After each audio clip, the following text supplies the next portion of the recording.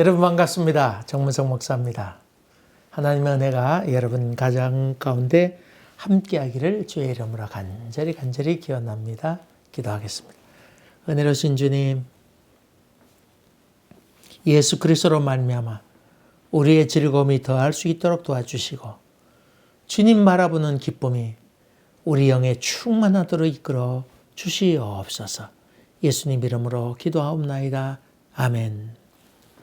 오늘 우리에게 주신 하나님의 말씀은 창세기 30장 25절부터 27절까지 봉독하겠습니다. 원래는 저기 36절까지 해야 되는데 그까지 27절까지만 봉독하겠습니다. 라헬이 요셉을 낳았을 때에 야곱이 라반에게 이르되 나로 보내어 내 고향 나의 집 땅으로 가게 하시되 내가 외삼촌에게서 일하고 얻은 처자를 내게 주시어 나로 가게 하소서. 내가 외삼촌에게 한 일은 외삼촌이 아시나이다. 라반이 그에게 이르되 여호와께서 너로 말미암아 내게 복 주신 줄을 내가 깨달았노니 내가 나를 사랑스럽게 여기거든 그대로 있으라. 아멘. 끝까지입니다. 드디어 야곱이 자기 고향 땅으로 돌아가겠다고 하는 이야기를 외삼촌에게 하게 됩니다. 아내를 얻기 위하여 7년만 했으면 되었을 고생을 14년 동안 했습니다. 다 마쳤습니다.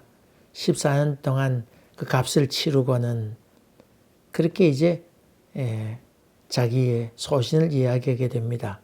원치 않게 원해서 된 것도 아니잖아요. 속아가지고는 14년, 7년이 14년이 되었는데 이것이 인생 아니겠어요? 여러분 뭡니까? 자기 엄마 리브가가 이 야곱을 외삼촌지로 보낼 때에 지창금 안 보냈겠어요? 아이고, 당연히 지창금 잔뜩 보냈죠. 근데 오다가 강도를 만났든지 성기 기록에 나와 있지 않지만은 무슨 사건이 있어서 다 빼앗겼다고 하면 우리는 넉넉히 추측해 볼 수 있습니다. 그게 인생이겠죠. 그게 자기 뜻대로 다 이루어진 사람 어디 있습니까? 몇 없습니다. 몇 없습니다. 자기 인생에 어떤 전환점이 있어서 원치 않게 돌아간 사람도 있고 자기가 추구하던 것이 이런 것이 있었는데 이게 뭐냐? 그렇게 해서 자기 생명을 스스로 끊는 사람도 있지 않습니까? 그게 인생이기도 합니다.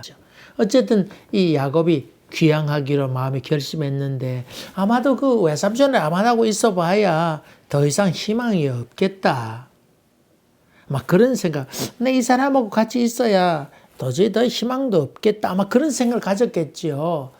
살아보니까 이렇게 정직한 것도 아니고 정당한 대가를 지불한 것도 아니고 또 그래도 사위하고 자기 딸하고 결혼했으면 사위로 받아들이면서 자기 재산 일부를 좀 떼줄 만도 한데 그렇지 않잖아요. 원래 이 당시는 그 여자에게도 재산의 몫을 또 유산을 주었어요. 그 당시 문화로도.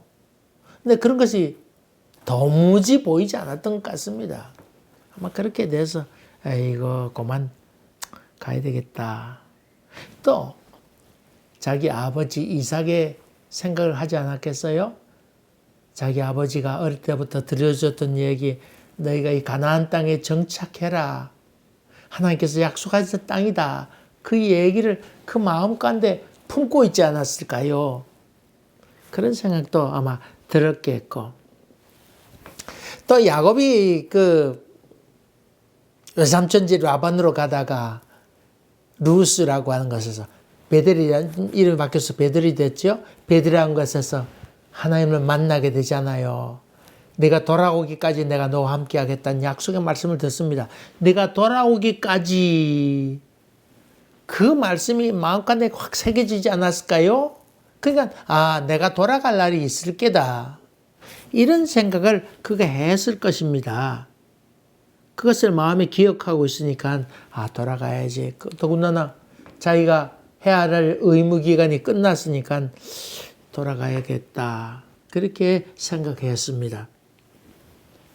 근데 참 재밌는 것은 자기가 그냥 돌아가면 돼. 보따리 싸가지고 돌아가면 될 텐데 자기 외삼촌에 가가지고는 내가 돌아가게 허락해 달라고 그렇게 요청하고 있는 모습을 봅니다. 아마도 그 당시에 딸의 아버지는 그런 것을 허락할 그런 권한이 있었는지 그건 모르겠어요. 문화적으로 그렇게 되는지 모르지만은 만약 그렇지도 않음에도 불구하고 야곱이 그 외삼촌에게 그런 요청했다 그러면 이 야곱은 참 겸손하고 아주 예의 바른 그런 모습으로 아이고 외삼촌 이제 날 좀 보내 이제 그만 와주세요. 그렇게 얘기한 것으로 볼 수 있지요. 근데 재밌는 것 중에 하나는 이 자기 그 라반을 향하여 외삼촌이라 불러야 돼요? 아니면 장인이라고 불러야 돼요? 참, 그 묘하네요.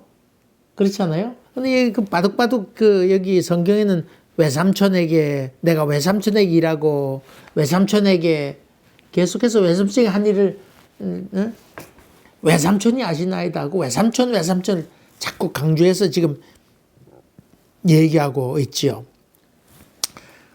그 당시 풍습으로 그랬는지 아니면 자기가 고향 땅으로 돌아가야 되니까 자기 엄마하고 라반하고는 누이 오빠 사이잖아요. 그냥 자기가 고향 땅에 돌아가는데 오빠를 생각나게 자기 엄마를 생각나게 하는 뜻으로 외삼촌이라 그렇게 아마 인척관계인 것으로 설득하기 위해서 아니면 라반이 안 보내줄 것 같으니까 그래도 핏줄이니까 보내줄 거라고 하는 일말의 어떤 희망을 갖고는 외삼촌의 말을 자꾸 했던 것 같아요. 그러면서도 그 마음가운데 외삼촌이라는 말 가운데는 좀 야곱의 섭섭한 마음도 담겨 있지 않을까요? 외삼촌 자꾸 얘기하면서 외삼촌이 알지 않냐고. 에? 외삼촌이면 외삼촌답게 그래도 해줘야지. 내가 여기 와서 얻은 게 뭐가 있냐고. 아예 안에 얻는데도 내가 대가를 지불해서 14년 동안이나 뼈 빠지 봉사했고 7년만 해도 될 것을 14년이나 하지 않았냐고. 외삼촌이 해준 게 뭐가 있냐고. 밥 먹여준 것밖에 뭐 더 있냐고. 양 키우는 것도 내가 키우고 다 했는데 그것도 결혼해 보니까 라헬과 레아가 맨날 싸워가지고는 말이에요. 예? 가정이익이 뭐냐고. 아마 그런 그 원망의 마음도 그 속에 있지 않았을까요? 외삼촌 그 얘기를 하면서 자기에게 맺힌 그 섭섭함 이런 것을 은근히 드러낸다고 볼 수가 있습니다. 뭐 그렇게 저는 보았습니다. 내가 외삼촌에게 한 일을 외삼촌이 아실 것 아닙니까? 저는 이 말 속에 여러분 야곱의 참 충성스러움, 성실함 말이 아니고 그건 몸으로 정말 증명해 보였던 그런 사람이라는 생각을 봅니다. 얼마나 열심히 했겠는가. 여러분 이 성실이라고 하는 게 얼마나 좋은 말입니까? 세상이 변해서 재능이 있으면 된다. 능력이 있으면 된다. 그러지만 여전히 성실은 귀한 덕목 아닙니까? 어떤 분이 그런 얘기 했습니다. 재주가 없으면 성실이라도 해라. 성실하면 주위에 있는 사람이 도와주잖아요. 능력이 부족해도 성실하면 도와주려는 사람이 있습니다. 그런 점 본다면 성실도 실력입니다. 성실도 실력이에요. 그러니까 성실은 세월이 흘러도 여전히 우리에게 좋은 덕목이라고 볼 수 있지요. 어떤 분이 피아니스트인데 연주자인데 아이고 오늘도 하루 좀 쉬지요 그랬더니 이 피아니스트가 피아노를 치지 않으면 하루 안 치면 피아노가 알고 또 이틀이 지나면 내 자신이 알고 3일 지나면 다른 사람이 다 압니다. 뭐 그런 말이 있대잖아요. 여러분 저는 그 가수 가운데 송창식이라는 가수 있잖아요. 그분이 출근하다시피 아침부터 자고는 밤부터 나와서 자기 연습실에 가서 기타 연습하고 이렇게 체조도 한다고 그러는 거. 한 번 하루도 빠지지 않고 매일 같이 한다는 들었습니다. 손이 굳어서 안 된다는 거죠. 하루 쉬면. 참 성실한 사람이라는 생각을 해보았습니다. 여러분, 직장 생활하는 것도 그렇고 성실한 것이 참으로 귀한 일입니다. 성실한 사람이 마침내 성공합니다. 물론 능력도 있어야 되고 재능도 있어야 됩니다만은, 그러나 성실하면 주위에 있는 사람이 다 돕습니다. 그래서 성경에 성실을 식물로 삼으라, 성실을 밥 먹듯이 하라, 그런 말이지요. 여러분, 다른 거 부족해도 예수 믿는 사람은 하나님을 섬기는 사람으로 성실하게 걸어가는 게 참 귀한 일이죠. 성실한 건, 성은 마음에 둬요. 실은 행함에 둬라. 동량적으로 설명은 그렇죠. 마음에 한 것을, 마음에 품은 것을 실천에 옮기는 성실이라, 그렇게 볼 수 있죠. 성실한 말과 충성이란 말도 같은 의미로 쓰였습니다만은, 처음과 끝이 같다, 그런 뜻도 성실이지요. 저 사람은 여전히 그 자리에 있을 거야. 저는 운동 경기나 아니면 공연하는 거 있잖아요. 이런 거 보면 종종 그 카메라에 육상 경기 할 때 보면 카메라에 비치는 게 있어요. 뭐 비치냐면 쓰레기 치우는 사람. 그 사람은요, 경기하면서 사람들이요, 누가 이겨라, 누가 이라, 나팔 불고, 난리 국대에 쳐도 이 사람은요, 여전히 자기 쓸 것을 쓸어갑니다. 전 그 장면 보면서 저는 경기도 경기지만 깊은 감동을 느낄 수 있습니다.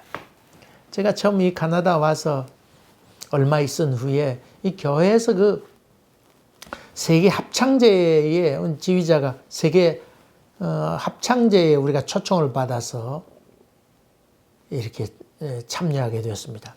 그리고 몬트리올에 있는 노틀담 성당이 있거든요. 큰 성당, 아주 아름다운 성당이 있는데 거기서 연주회를 이제 열게 됐어요. 근데요, 보통 한 팀이 왔다가 또 다 박수하고 나간 다음에 또 그 다음 팀이 이렇게 들어오잖아요. 그런 것을 보고 이렇게 있었는데, 제가 우리 팀이 나간다고 그래서 그 뒤에 가서 이렇게 좀 도와주러 이렇게 갔는데, 사람들은 가득 거기 사람들이 채워져 있고, 거기에 참가한 팀들이 주고 있는데, 참가한 팀들은요, 준비해야 돼요. 소리도 없이 가요. 소리도 없이. 그러면서 안내하는 사람이 있는데요. 여기 보니까 한 팀이 이렇게 나가잖아요. 한 사람이 나가면 그 다음 바로 착착착착착 들어와요. 걷는 것도 소리도 없이 한 사람이 나가면 들어가고 이 운영하는데요. 다음 팀 하면 바로 다음 팀이 노래가 나오도록 그렇게 프로그램 짜요. 보통 같으면 들어왔다 나갔다 사람들이 시끄럽게 보고 들어가나 보다 나가나 보다 제대로 가나 이거 보는데, 그런 거 없어요. 다 이어폰을 끼고 무전기 들고 이어폰 들고는 다음 팀 준비해라 그럼 준비하고 그 사람들이 조용히 시키면서 사금사금 들어가서 그대로 세우는 그런 장면을 봤습니다. 안내하는 사람들 보면서 제가 느낀 것 중에 하나는, 이야, 참 무서운 나라구나. 그 사람이 노래 잘하건 아름답건 아무 관계 없어요. 이 사람이 해야 할 일은 조용히 그 시간대에 그 장소에 딱 세우는 것이 그들의 목표입니다. 이런 것을 성실이라 그렇게 얘기하지요. 여러분, 세상이 바뀌어도 성실한 사람이 대우받는 세상이 돼야 되는 것 아니겠어요? 하나님의 나라가 그런 나라인 것을 봅니다. 그 다음 27절 보게 되면 이 말을 듣던 라반의 이야기가 나옵니다. 라반이 여호와께서 너로 인하여 내게 복을 주신 줄을 내가 깨달았다. 창세기 12장에 너는 복의 근원이 되라. 그렇게 너로 인하여 내 주변에 있는 사람이 복을 받게 될 게다. 그런 약속의 말씀을 해주시게 되지요. 말씀 주시게 됩니다. 여러분, 중요한 얘기입니다. 너 때문에 주위에 있는 사람이 복을 받게 될 거다. 너와 함께한 사람들을, 너를 지지하고 너를 따르고 했던 그런 사람들 내가 복을 줄 거다. 그런 말이죠. 여러분 옆에 있는 사람이 여러분 때문에 복을 받고 있습니까? 그렇다고 하면 여러분은 바른 삶을 살아가고 있는 것입니다. 그런데 여러분 곁에 한 사람, 두 사람 자꾸 떠난다든지, 아이고, 저 사람 좀 없었으면 좋겠는데, 아이고, 저 사람 때문에 불편해 죽겠는데, 그런 이야기를 듣는 것인지 하는 질문을 여러분은 부단히 해야 된다고 하는 것입니다. 또 한 가지. 야, 너희들 다 나 때문에 복 받는 줄 알아? 여러분, 예수 믿는 사람 종종 그런 말 하잖아요. 뭐 부흥회 갔다 와가지고는 부흥회 하는 목사님이 여러분 때문에 주변 사람 다 복 받을 줄로 믿습니다. 그러면 아멘. 그러고는 집에 와가지고 야, 그 따위로 놀지 마라. 넌 나 때문에 다 복 받는 줄 알아. 그러면서 윽박지르듯이 큰 소리 칠 때가 얼마나 많이 있습니까? 난리치면서 남에게는 폐를 끼치면서 사람들이 얘기를 너희들 나 때문에 안 죽은 줄 알라고 비행기 타고 가면서 나 때문에 너희들 다 안전하게 된 줄 알라고 큰 소리 빵빵 치는 그런 사람들을 봅니다. 여러분, 이걸 이름하여 자아도취, 착각 속에 사는 그리스도인이지요. 남들은 자기 때문에 괴로워하는데 참 그런 모습을 보면서 참 우리의 믿음이 어디 있는지 한번 생각해 보아야 되겠다. 아브라함의 조카 롯이 있었습니다. 소돔성에 있었는데 참 멸망 가운데 거하지요. 하나님께서 심판하시려고 그러는데 누구 때문에 그 어려운 가운데도 구해내셨다고 그랬습니까? 아브라함을 생각하사 아브라함 마음 너무 아플 걸 생각해서 롯을 구원해냈다. 그런 말이지요. 여러분 까닭에 주위에 있는 사람이 복받는다 그러면 좋은 일입니다만은 그러나 아이고 저 사람 때문에 참 피해가 크다. 그렇다고 그러면 문제죠. 저는 종종 어떤 분의 글을 보면서 자기 할머니에 대해서 기도의 할머니이고 참 극진하게 참 그렇게 생각하신 분이시다. 그렇게 글을 쓴 걸 보고는 많이 좀 실망스러워서 제가 그 할머니에 대해서 잘 아는데 그 할머니는 참 교회에서 지탄을 받았던 권사님이셨습니다. 온갖 욕도 많이 먹고 아이고 어떻게 저럴 수 있나. 자기 식구밖에 모르는 그런 할머니인데 그 손자는 자기들을 그렇게 키웠다 그러면서 맞죠. 돌아가시면서 추모하면서 그러니까 그 아무것도 모르는 사람들은 참 훌륭한 할머니였구나 그렇게 생각하는데 사실 그렇지 아니었습니다. 자아도취적인 그리스도인들 참 많지요. 여기 이제 라반의 고백이 나옵니다. 여기 라반의 이 고백은 복을 받았다고 하는 다분히 물질적인 것이었지요. 아마 건강도 유지된 거로 보고 또 양과 염소의 무리가 많아서 잔뜩 많아져서 때를 이루었다. 그런 말이지요. 야곱이 성실을 다해서 양떼를 돌봤으니까 그 참 잃어버린 양떼 없이 그렇게 잘 되었다. 번창했다. 그런 말이죠. 여러분 그 사람으로 인해서 번창했다. 옛날 그 당시는 이런 문화가 있었어요. 그 사람이 열심히 일해서 번창했다 그러면 그 사람이 믿는 신의 도움을 받았다 생각을 가졌어요. 무슨 말인지 알겠죠? 그 야곱이 그래 성실을 다해서 그 양떼를 돌봤다. 그렇게 해서 번창하게 되었다 그러면 저 사람이 믿는 신이 잘 돌봐 주었다. 그렇게 생각한 것이지요. 여러분 그 요나서를 보게 되면 배 타고 그가 배 밑창에 들어가게 되는 풍랑이 일게 되잖아요. 그럴 때 이 폭풍이 나의 연고라 나를 바다에 던지라 그런 얘기하게 됩니다. 이 선장이 나와서 하는 얘기가 넌 너희 신에게 좀 빌어라. 너희 신이 뭔가 신에게 잘못해서 내가 이런 것 아니냐 그런 의미지요. 그냥 그 사람이 믿는 신과 그 사람을 동일시했다고 하는 것입니다. 여기 라반의 얘기도 바로 그런 이야기입니다. 그런 얘기입니다. 그러면서 야곱은 고백합니다. 내가 어떻게 그 외삼촌을 섬겼는지 압니다. 소유가 적었지만은 번성해서 띠를 이루지 않았습니까? 내 공력으로 그 외삼촌이 그 참 큰 복을 받지 않았습니까? 라반이 아마도 그 야곱 하는 것을 지켜보았고 그 이유를 곰곰이 생각해 보니까 이거 참 부인할 수 없는 사실에 대해서 그렇게 고백했던 것입니다. 그 이야기를 들었던 라반이 수습하기 위해서 그럼 내 품삯을 정해라. 잔머리를 굴려가지고는 내 품삯을 정하라 그 말은 고향 땅으로 가라 그런 말이 아니고 더 붙잡아 두겠다고 하는 말이 아니겠어요. 내가 번선으로 갈 수 있냐. 사실 자기 두 딸을 주었으니까 재산도 줘야 될 거 아니에요. 근데 그 줄 마음이 도무지 없단 말이죠. 뭐. 내 품삯을 정해라. 그래서 그 참 일꾼으로 좋으니까 그를 묶어두려고 하는 생각을 가졌습니다. 14년 동안 부려보니까 좋았던 거지요. 또 두 딸도 곁에 두어서 좋고, 손자, 손녀 왔다 갔다 하니까 더 즐거웠겠지요. 예? 또 그동안 고심했던 라헬, 딸 중에 하나가 자식 못 낳았으니까 그럼 걱정도 많이 됐을 거 아니에요. 그랬는데 이 라헬이 A까지 낳았으니까 아이고 이제 됐다. 이제는 할 말 해야지 하면서 그렇게 얘기했다고 하는 것도 볼 수 있습니다. 야곱은 희망을 둘 수 없었지만은 아이고 그래도 내 짐을 그럼 언제 세울 겁니까? 그래도 가야 되겠습니다. 또 그렇게 얘기하니까 야 좀 얘기해라. 내게 무엇을 줄까? 미끼를 던지는데 곁에 두고자 하는 마음이 가득했지요.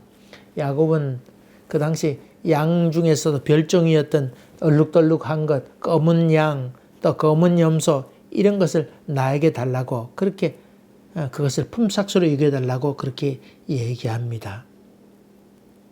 그러면서 32절에 내 품삯을 조사할 때 나의 의가 나의 표징이 될 것입니다. 나의 의가 표징이 될 것입니다. 이 숫자 계산할 때 나의 의가 표징이 될 것입니다. 그렇게 표현하죠. 그 무슨 말이냐면 양떼를 조사하면 나의 의, 나의 진실이 드러나게 될 것입니다. 그때 결정해 보면 내가 정직한 사람이라고 하는 것을 당신이 알 것입니다. 그렇게 얘기합니다. 이렇게 해서 그 계약관계를 맺게 되죠.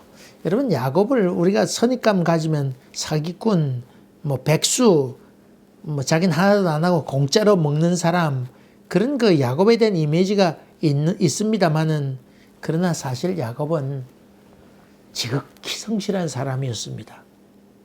그리고 그의 삶이 하나님과 함께 한다고 하는 것을 다른 사람이 다 알 수 있도록 하나님께서 이끌어 주셨다고 하는, 다시 말하면 하나님의 이끌림에 살았다고 하는 사람이라는 것을 여기서 이야기하고 있습니다. 무슨 말인지 이해가 됐죠? 하나님에 의해서 이끌려가고 있다고 하는 것. 여러분도 그런 삶을 살길 바랍니다. 하나님에 의해서 이끌려져서 사람들이 이야 저 사람은 하나님께서 함께 하신다. 그런 이야기를 들음으로 말미암아 누구에게 영광? 하나님께 영광 돌리는 여러분 되시기를 주의 이름으로 간절히 바랍니다. 기도하겠습니다. 은혜로우신 아버지 하나님, 하나님 손에 이끌려 사는, 끌려가는 삶, 그리고 기쁨으로 살아가는 그런 믿음의 생활이 될 수 있도록 은혜를 베풀어 주시옵소서. 예수님 이름으로 기도하옵나이다. 아멘. 여러분 감사합니다. 또 뵙겠습니다.